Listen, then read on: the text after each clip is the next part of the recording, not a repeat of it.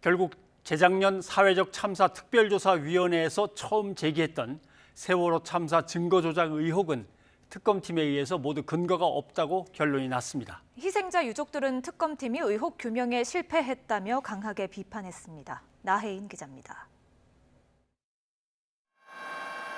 세월호 증거 조작 의혹은 참사 당시 선내 CCTV 저장 장치인 DVR이 바꿔치기 된 정황이 있다는 사회적 참사 특별조사위원회의 주장에서 출발했습니다. 당시 수중수색 영상 등을 보면 해군과 해경이 지난 2014년 6월 22일에 거뒀다던 DVR은 가짜였고 진짜는 따로 있어 누군가 미리 몰래 가져갔다는 겁니다. 이후 사참위가 분석한 세월호 CCTV 복원 데이터에서 조작을 의심할 만한 특정 패턴이 반복해서 나타났다는 의혹도 특검팀 출범의 배경이 됐습니다. 앞으로 특검에서는 사참위가 찾아낸 사실을 토대로 그렇다면 누가 조작했는지, 왜 그랬는지를 낱낱이 밝혀내야 할 것입니다.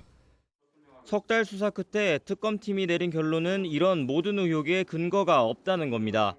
특검은 사참위 주장처럼 당시 수중수색 영상에 찍힌 DVR 위치나 열쇠 구멍 모양이 달라졌다고 볼 만한 정황은 있지만 촬영 시점을 보면 수거 중이었거나 이미 수거된 뒤라 그것만으로 가짜 DVR이 따로 있었다고 보긴 어렵다고 봤습니다.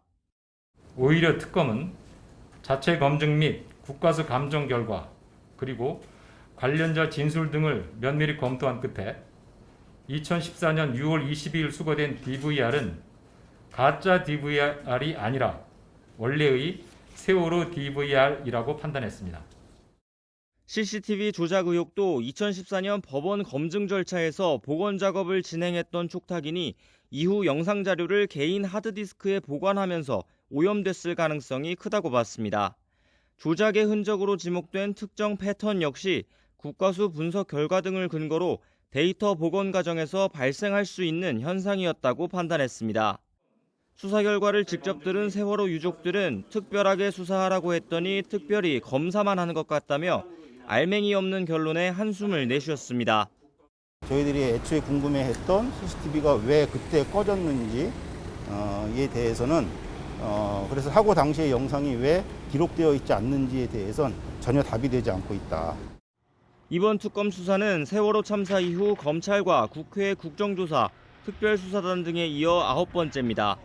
유족들은 수사 기록부터 검토해보겠다고 말을 아꼈지만 여전히 질문거리가 남았다며 추가 대응을 예고했습니다. YTN 나혜인입니다.